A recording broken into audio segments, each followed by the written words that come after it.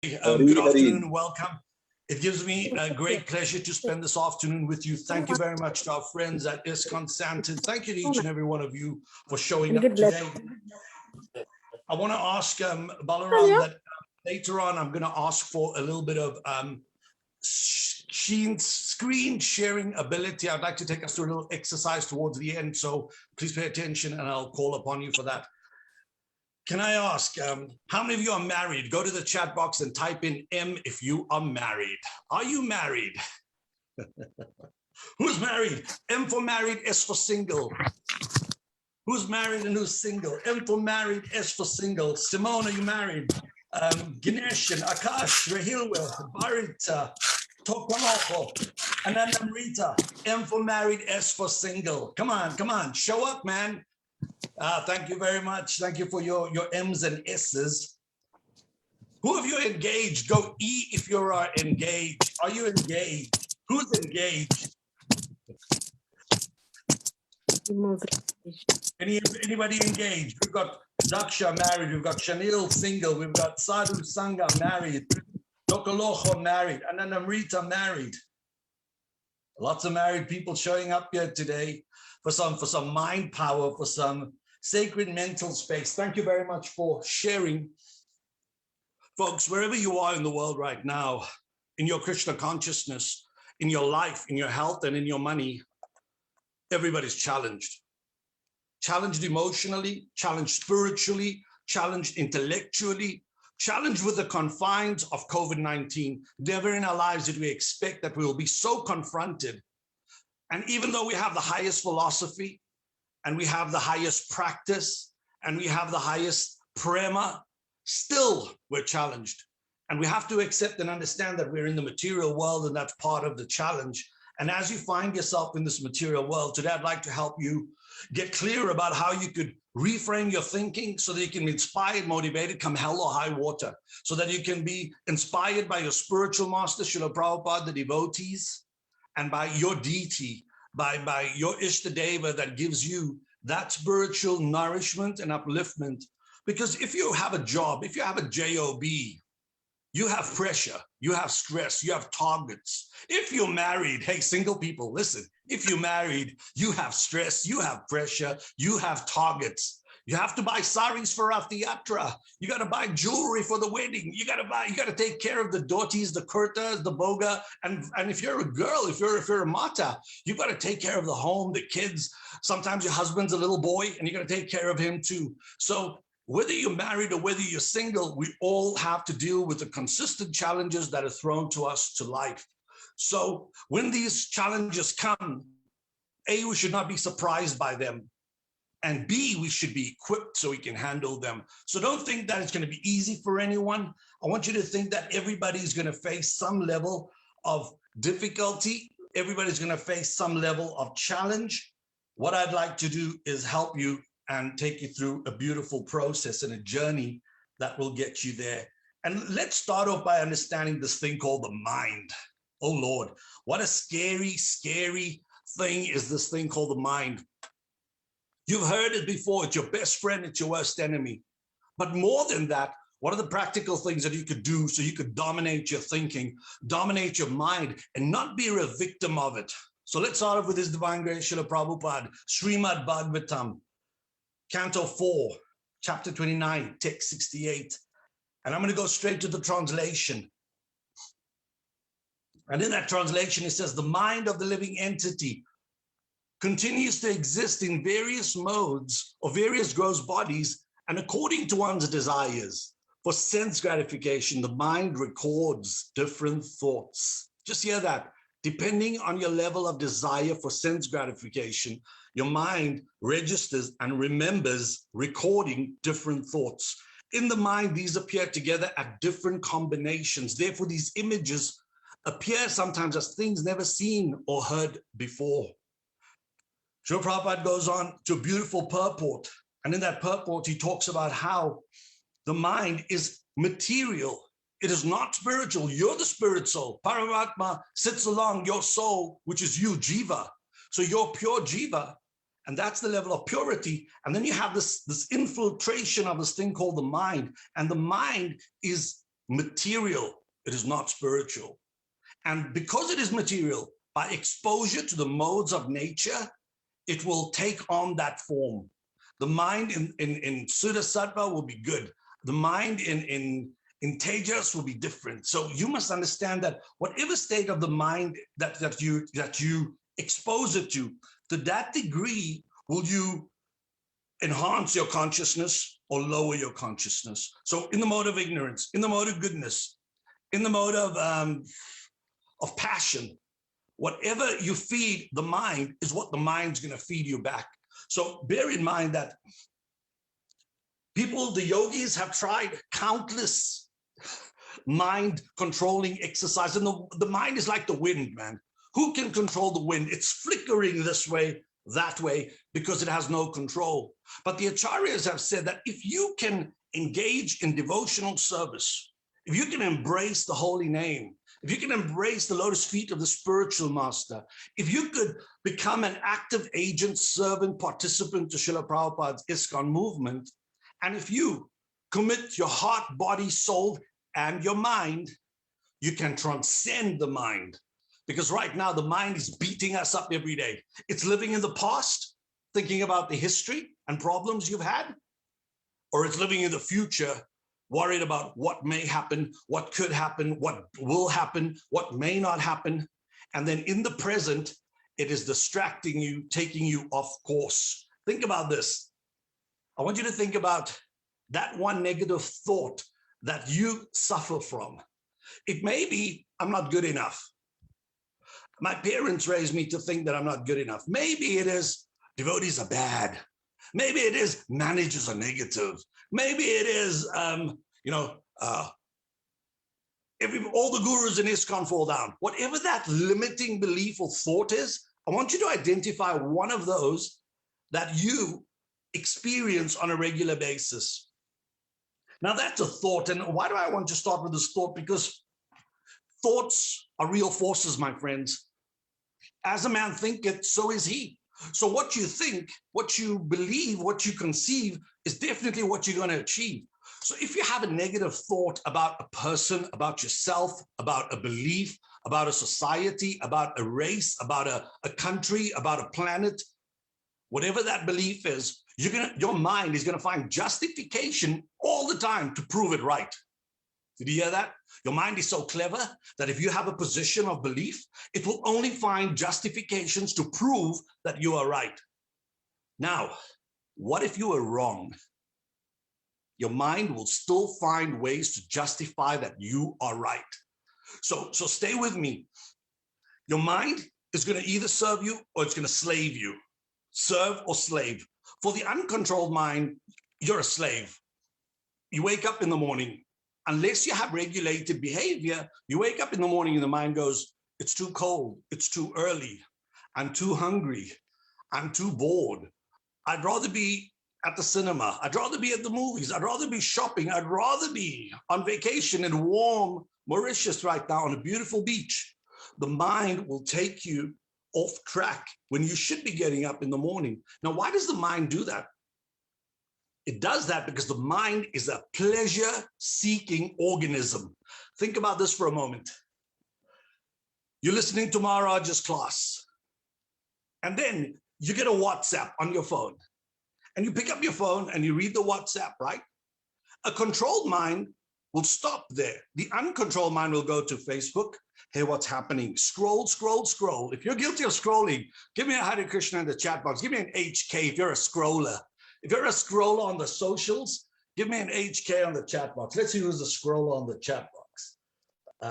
Let's see them scrollers. No scrollers. Give me an HK if you're a scroller. Come on, man. Who's scrolling through social media? So the mind will then look for pleasure. Shanil, thank you very much for your honesty. Sadhu Sangha, thank you for your honesty. The rest of us are just faking it. We're lying. We're like super acharyas. We don't need to scroll, says he. All right. So what happens, Tokalocha, is that we go and our mind is looking for pleasure. And that is why the mind is the gateway to the senses.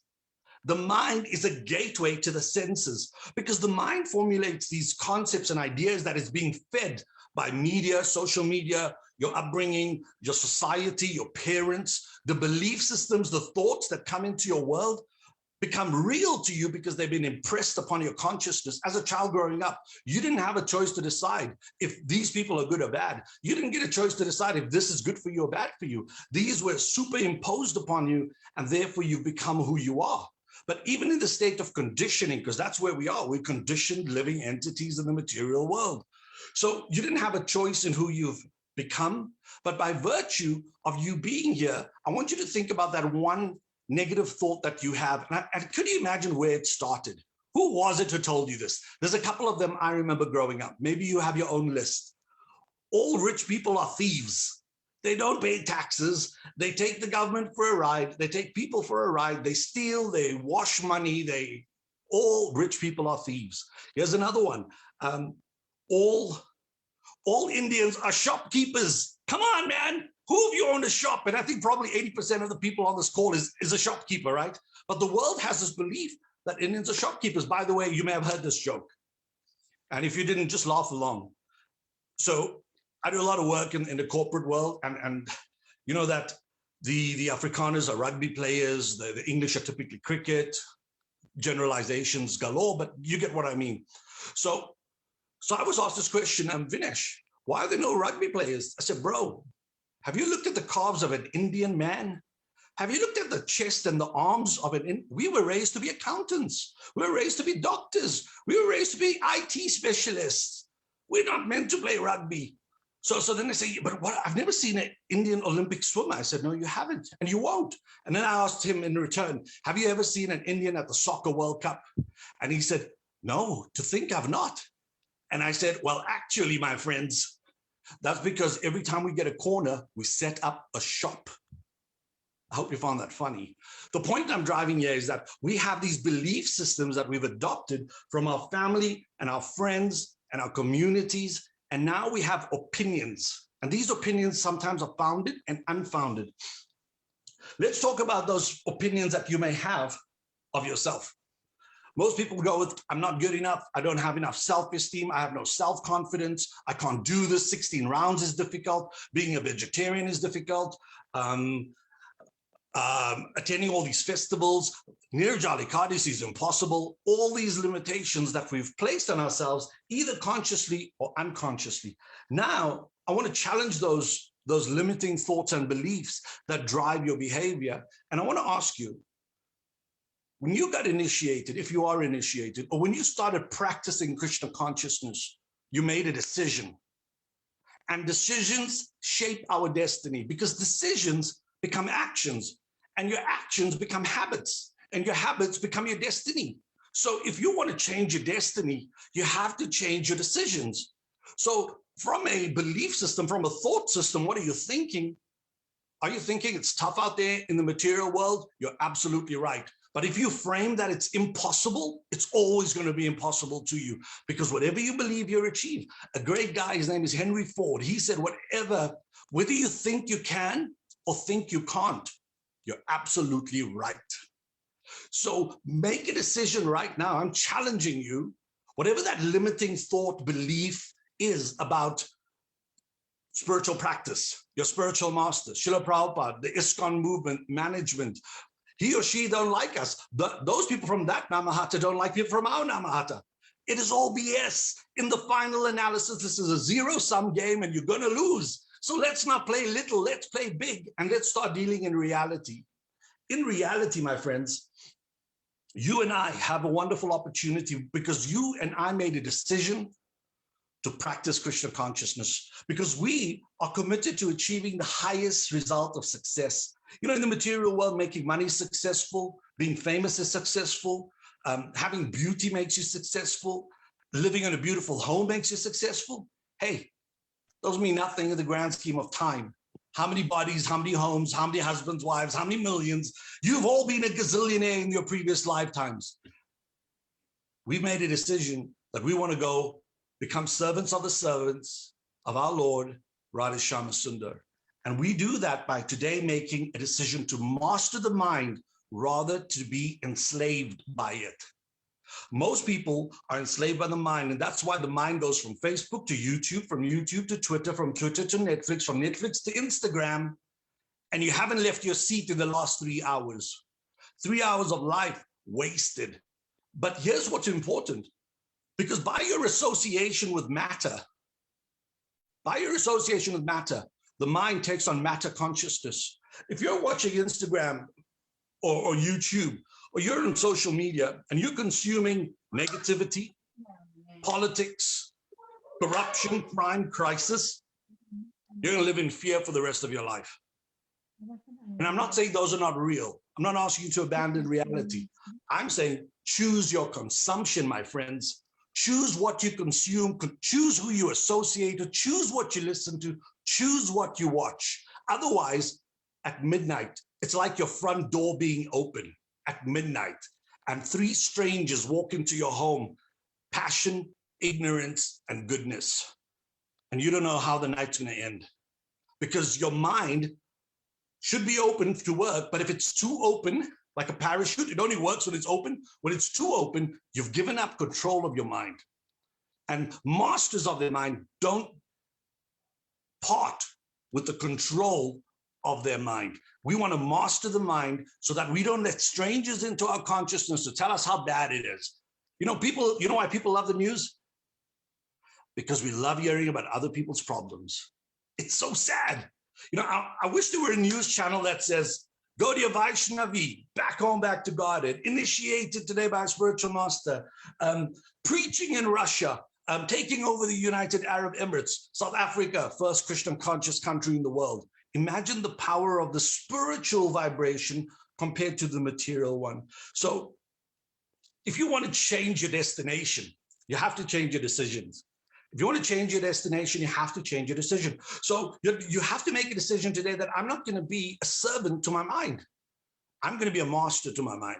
I'm going to develop acute awareness so that when this little bugger goes on a journey, like during japa, you're trying to get through your rounds, right? And then it goes like prashadam, sport, money, girls, boys, politics, crime. Oh, shucks, I should be chanting Hare Krishna, Krishna Krishna. Oh, that's interesting. Let me check it out. So the mind is always navigating opportunity, because until we become conscious and until we develop the awareness, until we make a decision, we can't change the destiny of our lives. When you become a Gaudiya Vaishnava and you sign on into this process of love of God, you've chosen your destination, the highest. Servants of the servants of the lotus feet of Radha and Krishna, Goloka, Vrindavan. But that was an intention you made when you got initiated. For some of you, you may have been initiated decades ago. You may have been initiated decades ago. For some of you, you may have been initiated last week. And kudos and congratulations on you. But since you've made that decision to adopt this process to develop love of God, innate love of God, reawakening love of God, to achieve this goal and this destination, life happens. You have death in your family. You have financial ruin, insolvency, liquidation. You get fired. Your company retrenches you. You may lose your home. You may lose your business. Don't lose your mind, man. Don't lose your mind. Make a decision today that I'm in control. I am in charge. I'm a master of my mind, not a slave to it. So you got initiated decades ago. You got initiated last week. You made a decision. You made a decision to follow this process. Today, I want you to make another decision. And that decision is simply, I'm going to master my mind so that the tail never shakes or rattles the dog. You know that expression where the tail wags the dog? When the mind wags the human? Don't become a victim of a wagging mind. A wagging mind will have one up on you all the time. Rather, you have to keep the mind in check. And I'll give you a couple of tools and techniques to help you do that as we go through this process together for the next 40 minutes or so. Make the decision now that I'm going to master my mind and I'm not going to entertain negativity or negative beliefs or illusory thoughts or unjustifiable thinking that results in failure. Our perception of whether people like us or don't like us is just your perception. It's nobody's business, not even yours, because you're not here to be liked. You're here to develop love of God. And when you develop love of God, everybody's going to love you. So it's not about who likes me, who doesn't like me, which management do I like, which temple do I like. All of that is commentary. It's noise. You got to keep the main thing, and that means you got to stay on the game. So how do you develop acute awareness of your mind? May I ask? How do you develop acute awareness of your mind? Here's a couple of thoughts. Number one, stop and listen, man. We're so busy. We're so busy doing nothing. You know, we're driving around, we're attending programs, we're working, we're sleeping, we're busy at work, we're busy with goals, we're busy pursuing our objectives. We're so busy that we never have a moment's peace to stop and think. You know, my spiritual master says, Kali Yuga is complicated living. Everybody in Kali is complicated living. And so Prabhupada came to teach simple living and higher thinking. And in Kali now, we have complicated living and no thinking. So similarly, I want to challenge you. Slow down, man. Slow down. This is not a rat race. You don't want to be the richest man in the grave. You don't want to be the youngest boy or girl in the grave. You don't want to be the unrealized soul in the grave. So slow down, man. I know it's a rush. I know it's a race. I know everybody wants to get there. But if you never stop to fuel up, if you never stop to pause, to empower, to reflect, to think, you'll never be able to develop acute awareness. What does acute awareness mean? Get control of when your mind goes on a trip. He doesn't like me. She said that. I may get fired. The company's doing bad. I may get retrenched. Business is terrible. My temple president doesn't love me. The GBC and I are in a quarrel. Hey, that's all BS. That's all commentary. That's commentary. I want you to focus on you, because when you're whole, you can take care of a whole lot of more people. When you're crushed and broken and destroyed, who can you love? Who can you serve? How can you be great? So slow down, stop. And then I want you to reflect. Just reflect on that thought. That thought could be as simple as, I'm not sure if I may lose my job. Let's work with that. I may lose my job. When you may have cancer, what do? You go see a doctor. You get all the tests and diagnostic done. And if it is cancer, you say, let's get the treatment. So similarly, adopt the mindset of I'll handle it. I'll fix it. I'll take care of it, whatever it takes. So how many jobs have you had before today? How many jobs could you have in the future? So what if you have bills? So what if you have problems? Welcome to planet Earth. We're here because of the problem we've created for ourselves, the problem of the naughty mind. The naughty mind, when Krishna turned his back, our mind thought, I wonder what it's like to be the supreme personality of Godhead.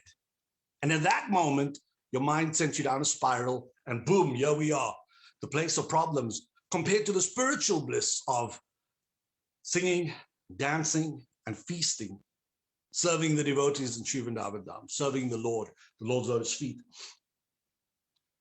So don't get stuck on the thinking. What happens is that the emotions blow up, right?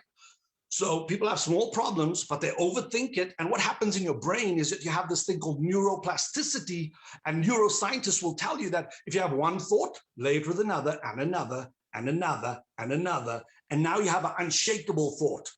This person is so trapped in their thinking that the world's going to implode because they believe it. They've thought it. They've driven that self-fulfilling prophecy that it's going to end dramatically and terribly for you. And because they've watched this movie in their minds 1,000,000 times in real time before it's even happened, they've just created it.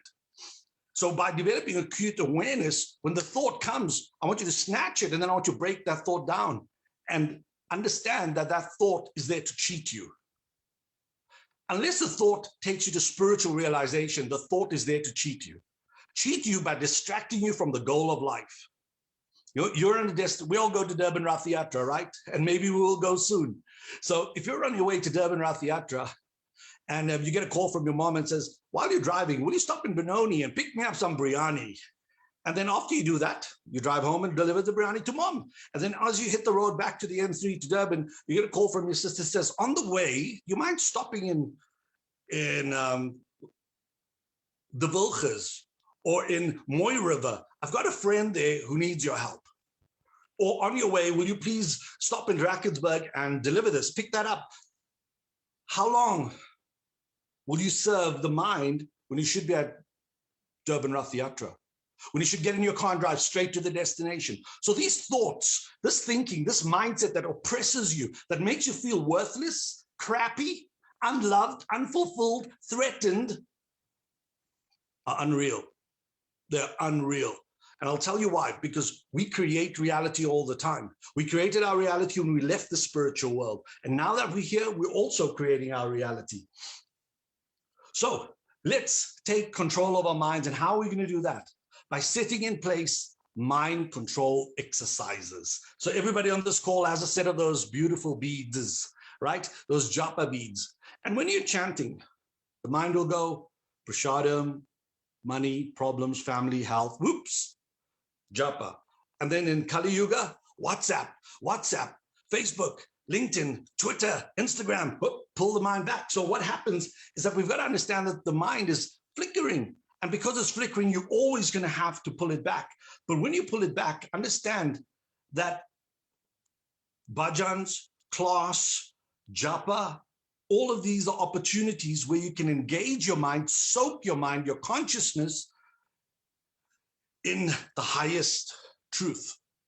Now, have any of you been in a kirtan and you was worried about your bond? I don't think so. When you were in the kirtan, was any of you worried about your love life or about your health or about the weather or about the rand-dollar exchange rate and how that affects your company? I don't think so. I think that the truth and the answer here is that we have to, as you already know, Krishnize our thinking so that we can overcome all the negative thoughts and negative belief systems. Now, how do you uproot negative thinking? Think about a garden, right? A garden's full of flowers or weeds. Whatever you plant, whatever you sow, you must harvest. So if you're harvesting negative thoughts all the time, it's because your sowing is wrong. You can't have roses and butterflies and bees and beautiful rainbows and beautiful sunsets in your garden if all you're harvesting is weeds. So let's go back to the initial process before you harvest. You've got to start sowing. Now, how do you sow? Before you sow, and this is the problem I believe in, Kali, is that we've been so conditioned by our environments that we've become who we are, not by choice, but by circumstance, not by design, but by the environment. So if you were to plant roses, you'd have to weed the soil. And after you weed the soil, you're probably going to nurture it. You're going to feed it something, right? Some fertilizer, some booster, some growth hormone into the earth. And then you're probably going to water it again and give it a day or two and then weed it again. And then eventually you're going to bring in this rose bush. Now, if you left that rose bush for a month, a week, or a year, it may die. A lack of water. It may be overrun by creepers and weeds. It may just shrivel up. So if you don't nurture your mind like you would nurture a garden, how do you expect to be free emotionally, free financially, stress-free, healthy, happy, and focused on your devotion so that you can become a true lover of Radha and Krishna? We have to uproot. And in this concept of uprooting, there's a principle called substitution. The mind, as you know, doesn't know the difference between reality and illusion. And that is why you wake up at 2 a.m. and you weed your pants because you had a nightmare. How many of you remember you were 7 years old and you had a nightmare? Go to the chat box and say yes if you've had a nightmare. Am I the only guy having nightmares at 7 years old? So here you are, you're having a nightmare because you think it's real. Your mind interprets your reality. Thanks, Vrajbasi, for your yes, Balaram. Yeah, I had many nightmares. Sometimes I wake up to nightmares. So yes, the truth is we've all had nightmares that seem so real. So how do we substitute negativity with positivity?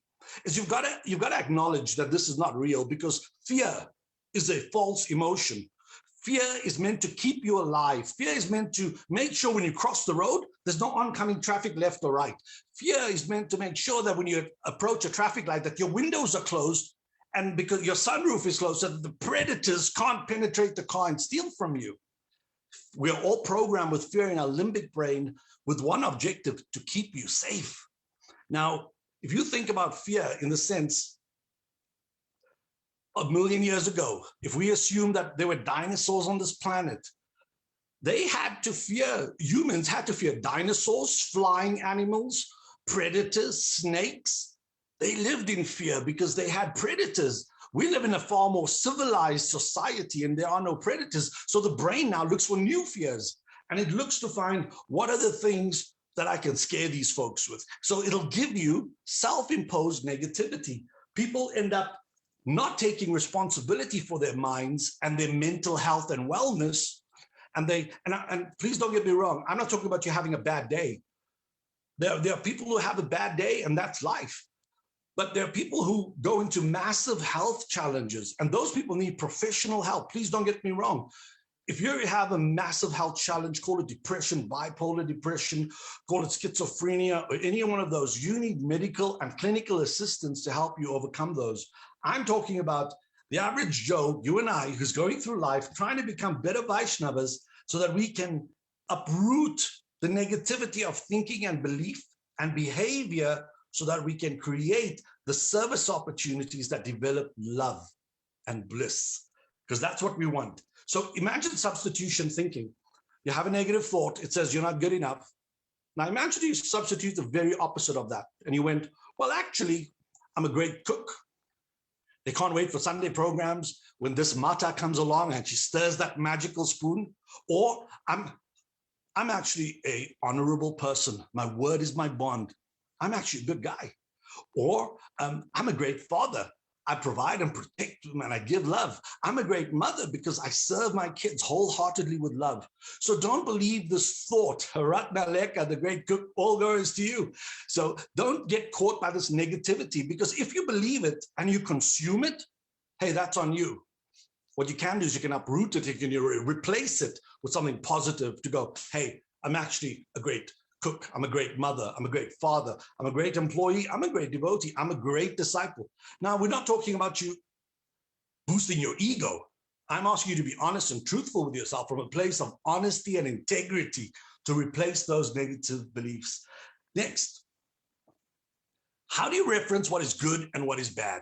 You've heard the story before, right? Is the cup half empty or half full? And it's all based on your perception. Half the people in this country love the ANC. Half of the people in this country love the DA. 10% of this country love the EFF. Who's wrong? It's all perception, man. People have accepted their realities based on their perceptions. So when something is deemed to be bad, your economic crisis, the COVID-19 lockdown, it's not bad, it's not good, it's what you make it. So if you choose to frame the weather as cold, it's going to be cold. If you frame it to be hot, it's going to be hot. Now, how much is hot? There are yogis who can sit around a pit of fire for 3, 4, 5 days and up to 2 weeks, a non-stop blazing fire above their heads, and they don't get hot, and they don't burn, and they don't melt. Is it hot, or is it just a perception of the mind? Number 2, what is cold? I don't know if you know, I follow a guy, his name is Wim Hof, and Wim Hof does the ice bath. So I've done a couple in my life, about 10 already. You get into a freezer filled with ice and water and you go Shanghai. The minimum requirement for health benefits is 2 minutes. I've gone up to 10 minutes already in 0 degrees Celsius water. Now, I'm not saying this to impress you that I can do 0 degrees Celsius water, because let me assure you, it's painful. That first 2 minutes feels like hell. But once you power the mind and you overcome the resistance, because your mind is saying, run for cover, run for shelter, get to safety. You're a retard to do this to yourself. But if you have the ability to just reference and control the mind and go, well, actually, I am the master and not you. The problem in Kali Yuga, or the problem in life, is that everybody wants it easy. Show me something easy and I'll show you a criminal activity. Show me something easy. It's easy to do a cash in transit heist. You'll probably get caught. It's easy to jack a car. It's harder to build a business. It's harder to build devotion. It's harder to chant 16 rounds. It's harder to chant 64 rounds. Everything easy is far more difficult, my friends. And the challenge that most people want is easy street. Now, if you could go into ice for that long, for 10 minutes, and control your mind, and not cave, not cave to the urges and the impulses of surrender. And if you could walk on fire, I mean, literally walk coals on coals, and maybe some of you will join us one day when we have a fire walk again. We just completed one with a company about 4 weeks ago. We had 70 people walking on fire, about 2 meters wide and about 8 meters long, 400 degrees Celsius coals. Now, this is not new in Hinduism. We know that people do piercings and people do lemon piercings and walk on fire. These are not new, but it's the power of the mind, because why is it when you're at the soya braai and you step on a hot coal, you will burn? You're guaranteed to burn if you step on a hot coal. Sometimes you pick up a hot pot and you just grab the wrong pot and boom, you burn. Sometimes you touch a hot iron and you burn. How can you walk on 400 degrees Celsius fire and not burn? And that's because the mind is stronger than you know. And if you can master this mind by taking advantage of making a decision, and then substituting limiting thoughts and beliefs, and empowering yourself with positive ones, and then raising your frequency, my friends. Raise your frequency, raise your energy, raise your state. Because if you're going to be poor little old me with a pity party, life are bad here in South Africa for news, is what the Afrikaans people are telling me.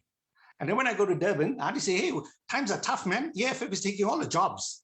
Hey, folks, what if you're going to listen to that minutia, you're going to live in that world. But if you're with people who pull up your thinking, pull up your association, and raise your frequency, and who raises your frequency? The spiritual master, the Vaishnavas, Srila Prabhupada, the festival, the service, the beautiful opportunity of Sri Vrindavan Dham.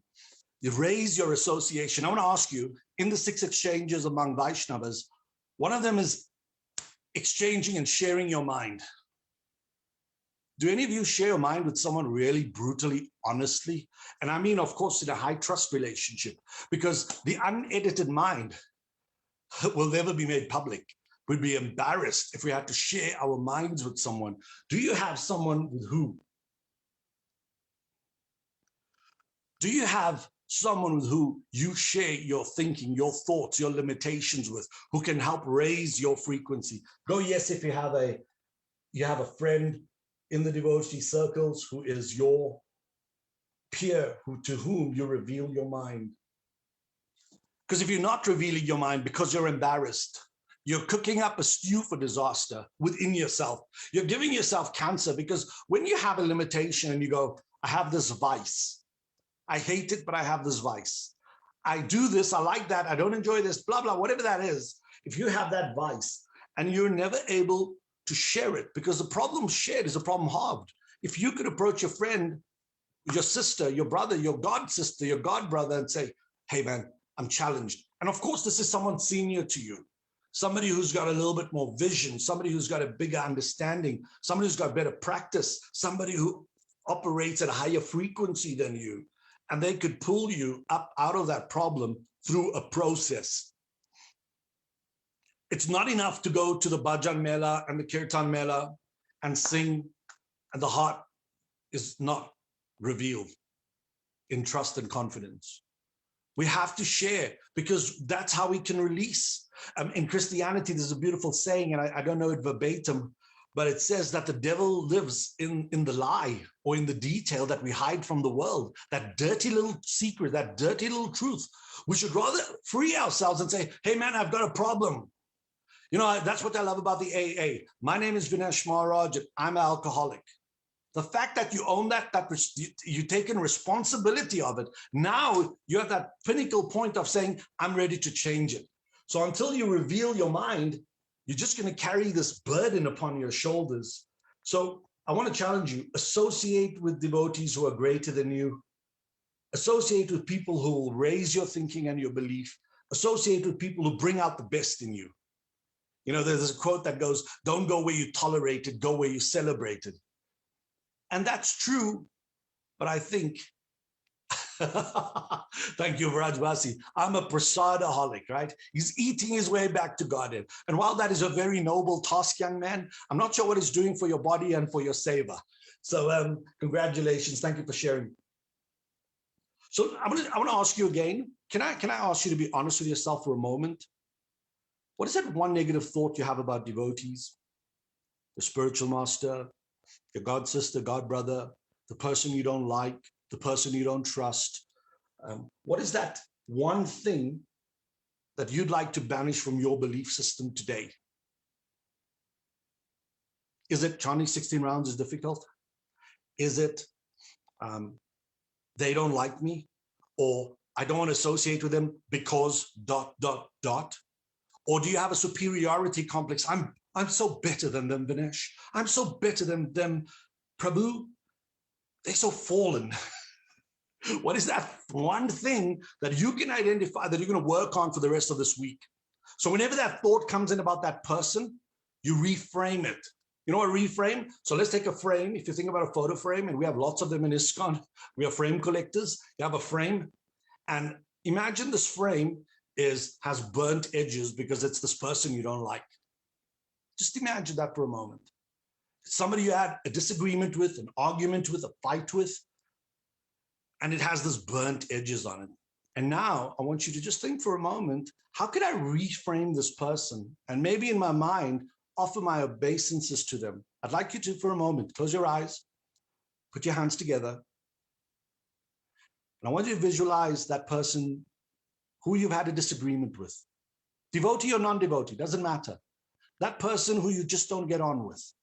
That person who you've had a fight with.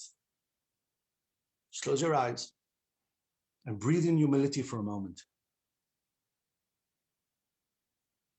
Breathe out any negativity, disgruntlement, anger. And breathe in some love. And then, in your mind's eye, offer your obeisances to this person, your full prostrated obeisances. And then in your mind, say perhaps the following words. You can use words of your own. Prabhu, Mata, friend, neighbor, boss. Please forgive me for my shortcomings. I know you have the best intention for you and maybe even for me. And I may have misunderstood that. And I'm going to take the higher ground, the noble ground, and I'm going to ask that you forgive me. And I'm going to ask that we can put our differences aside so that from today onwards, we can get on.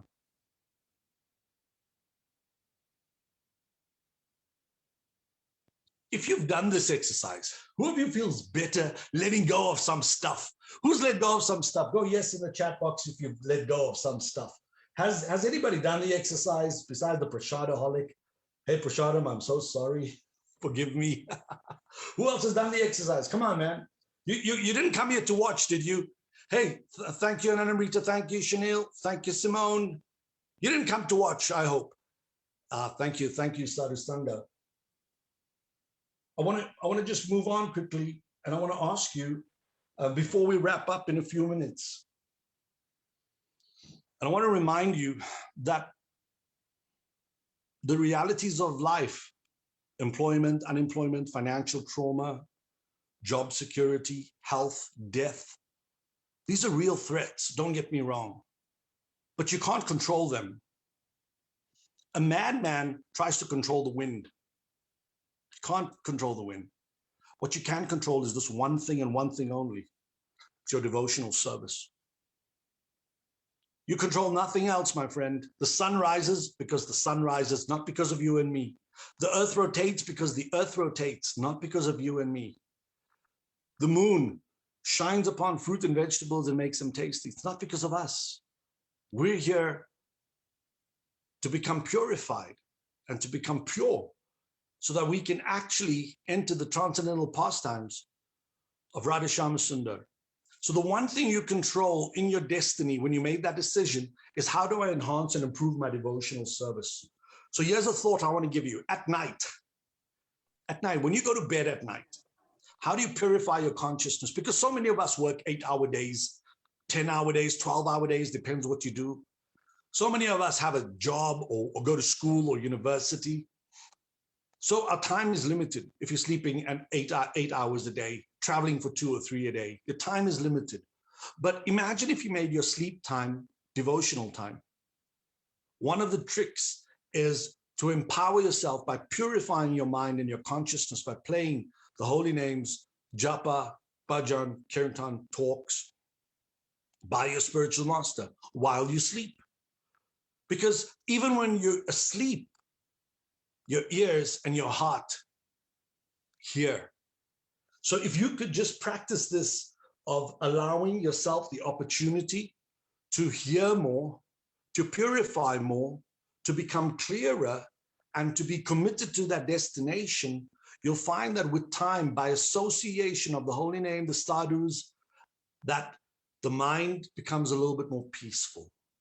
It doesn't just jump at every whim. It's not intimidated by every challenge. It accepts that life is meant to be hard. 200 years ago, you were lucky if you lived to be 50 years old. 200 years ago, you would die of the common cold. 100 years ago, you would have died of the bubonic plague or Spanish flu. If you were in the industrial era, you would have died at age 30 of coal inhalation working in one of those factories. The point is that life is meant to be hard in the material world. We have to get harder or tougher than the environment so we can control me. I can't control the weather.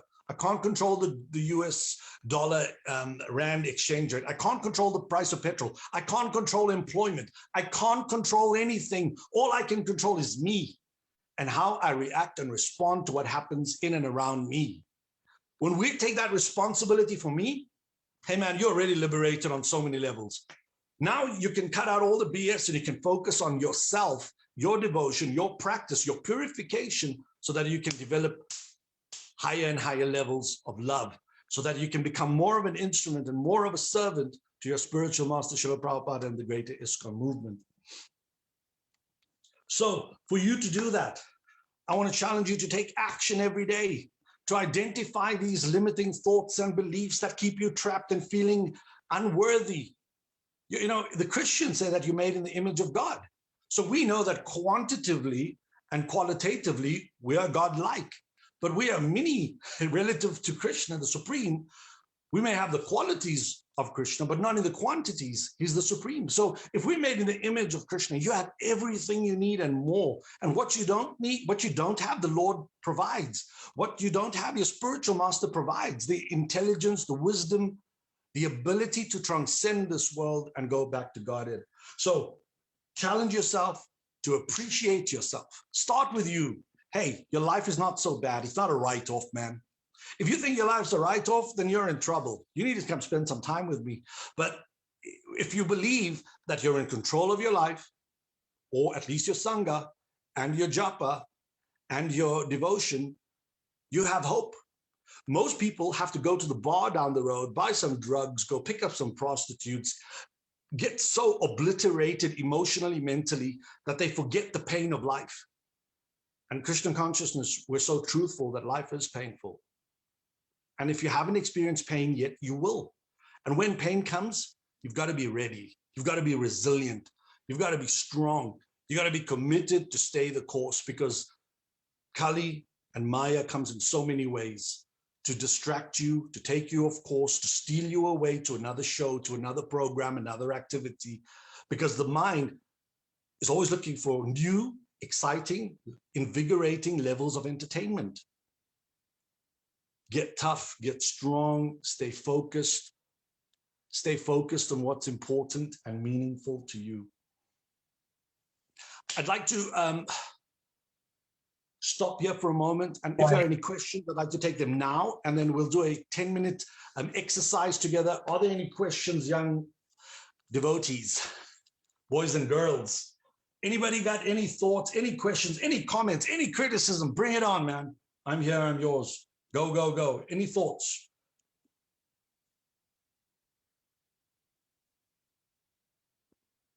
No?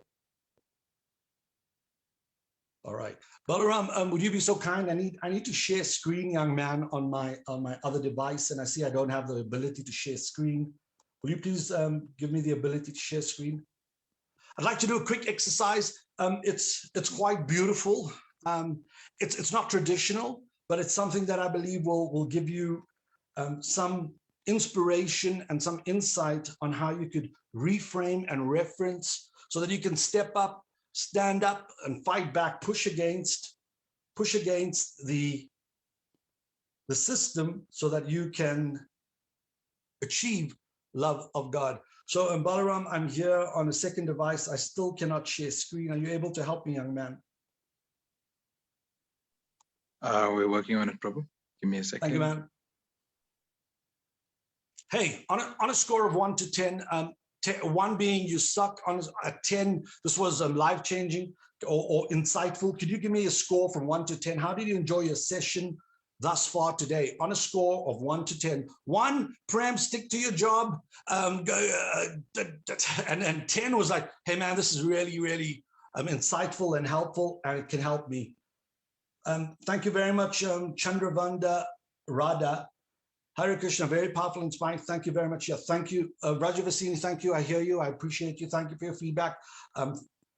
Thank you, Narayan Hari Prasad. Thank you very much. Sadhistanga, 10. Thank you, Avish. Thank you very much.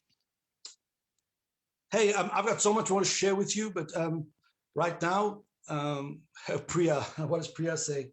10. I love the high-flying disc you seem to be on, Hare Krishna. Yeah. We all have the disc, by the way. We all have the disc, and that's the thing. Raise your frequency, man. Your energy and your spirit, and you come from Source, Krishna. I mean, in that name alone is all these transcendental potencies and powers. Imagine what you could do. So, hoorah! Am I able to share screen, sir?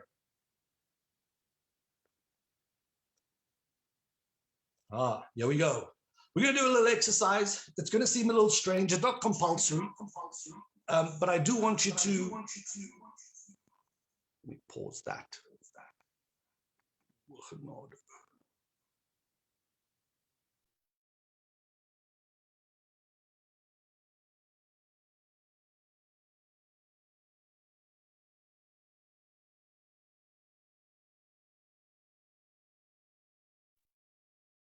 You on mute, Prabhu. It's what happens when you're trying to drive 2 cars at once, right? Thank you very much.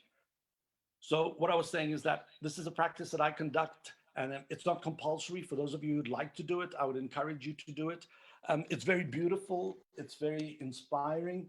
And I think you'll enjoy an open mind. Come and do this. If you feel that it's a little too way out there for you, then I respect your opinion on it. And all good. Here we go.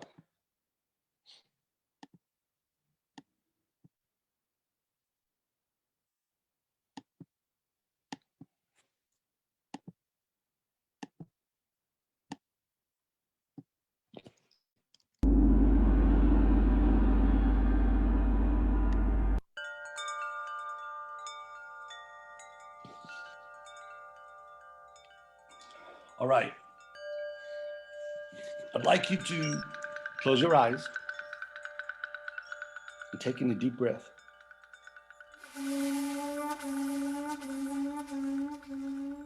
And as you breathe, I'd like you to just de-stress, man. Just let go. Just let go. Go of the pain, the negativity, the anxiety, the worries. And as you breathe in, just imagine that you're breathing in gratitude and love. And as you feel that breathing, breathe out all the pain, suffering, whatever challenges you may have.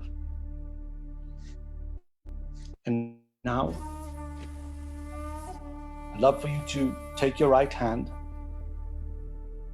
and place it on your heart. And with your eyes closed, I want you to be grateful. I want you to be grateful for one thing, person, place, circumstance, a situation in your life that has brought you to this moment. One beautiful person, thing, place that you're so grateful for. And I want you to go there. And I want you to see it. I want you to feel it. I want you to magnify that feeling of gratitude and love. And as you feel it, I want it to well up in your heart.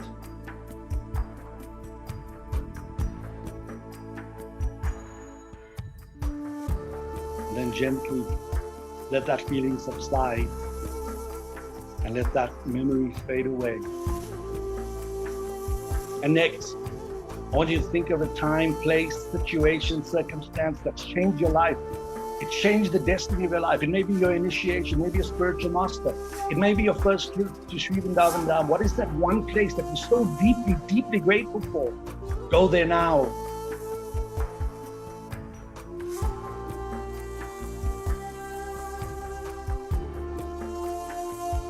Breathe in love and gratitude.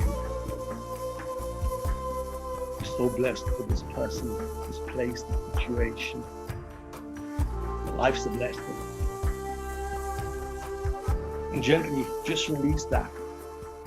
Release that feeling and let it gently slip away. And next, I want to challenge you, go to a third time, a third person, a place, a situation, someone you love very dearly, someone you're grateful for, who's changed your life and sparked a new way of thinking and behavior in you. Go to that place now. Get present with that person and that feeling. Let that emotion of gratitude fill your mind, your heart, your body. Feel love, feel gratitude, feel bliss.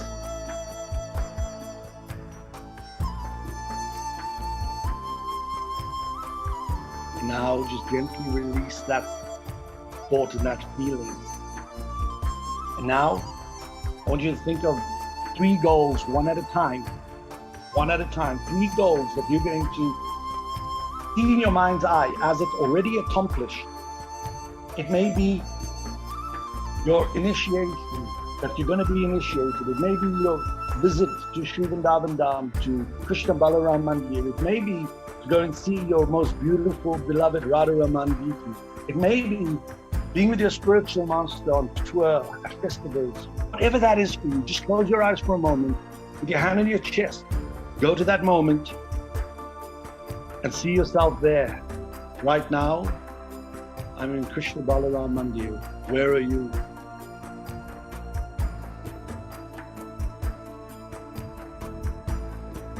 See that goal as achieved. 2022, Sri Vrindavan Dham.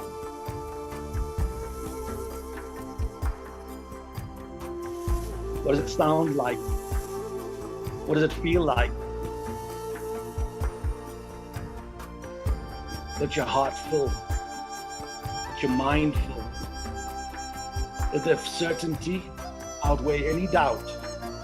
Let bravery and boldness overcome any fear. Achieved, mission accomplished. And let that go. And next, think of another goal.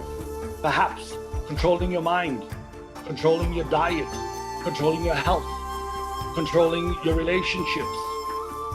Take responsibility. See yourself in a better place. Be it in your work, your relationship, just see it all healed and improved.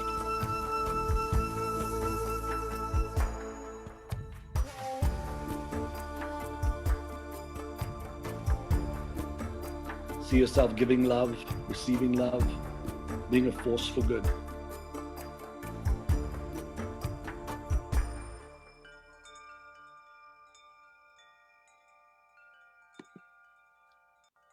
And one more time, just let that feeling gently subside and let it go. And lastly, see yourself, your future self, see yourself achieving and accomplishing this objective. For me, it's at the end of this life, going back home to Godhead. How do I go back to Godhead at the end of this lifetime? Who do I need to bribe along the way? Or how do I practice in such a way that I qualify to go back? What is that final goal that you need to achieve that will make your life so meaningful and this material life so worthwhile that we get the opportunity to serve and love in this loving movement of Srila Prabhupada? I want you to go to that moment. Just imagine you're walking into your spiritual home, being welcomed by the servitors of the Lord. And on the journey, His Divine Grace Srila A.C. Bhaktivedanta Prabhupada is there to welcome and receive you. And then just imagine that because of your devotion, all your family and friends have transcended back home, back to Godhead too. And in that love, just imagine that somehow you were picked to be a humble flower picker, or a cow milker, or a dung shoveler in service to Radha and Krishna's divine loving pastimes. I want your heart to fill with love. I want your mind to fill with certainty and love. I want you to be fearless, because you're unstoppable, imperishable. For Krishna guarantees in Bhagavad Gita, my devotees shall never perish. And with that, I'd love you to offer your obeisances to the divine lotus feet of your spiritual master.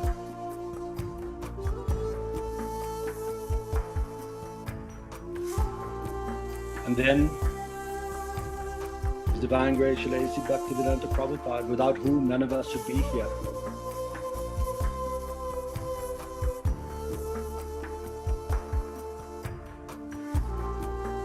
And lastly, offer your respectful obeisances to all the wonderful Vaishnavas all around the world, past, present, and future.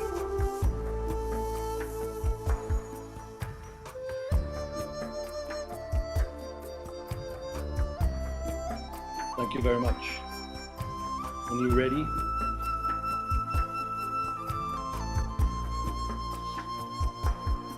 you open your eyes.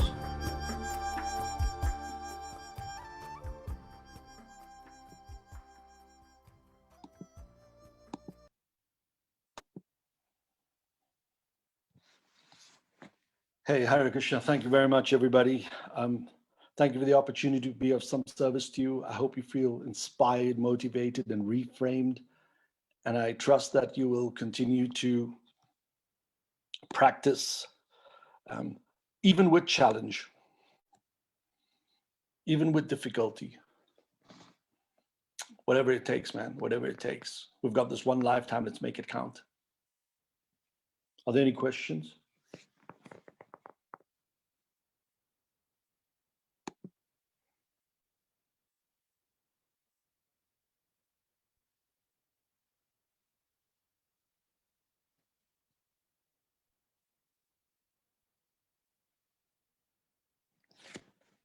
All right, it seems there are no questions. Thank you for your feedback. Thank you to Tokalocho. I appreciate you, man. Inspired. Chandravan, Radha Devidasi, thank you very much. Inspiring. Sadhusanga, thank you. I see you all. Be great. God bless. Hare Krishna. Keep on keeping on, man. This is all we got. One life, one time. Make it happen. There's no time like the present. Kick ass. Sorry, I meant chant Hare Krishna. That's like a perfect ending from you, Prema Kishore. That's how I expect you to end a talk like this. It was so inspiring. I'm feeling so enthusiastic after spending some time with you. One of the things I've come across of yours that first attracted me to you was a quote that read, "The price of success is paid on a daily basis." And that really stuck with me. So I think that all of the advice that you gave us, being spiritual garden workers, weeding out the weeds in outside, I think that should happen on a daily basis. And we can join Mahaprabhu, who also does the same work. He's also a transcendental garden worker, and he's distributing fruit of love of God. So if we can join Mahaprabhu like that, and we can get this divine association.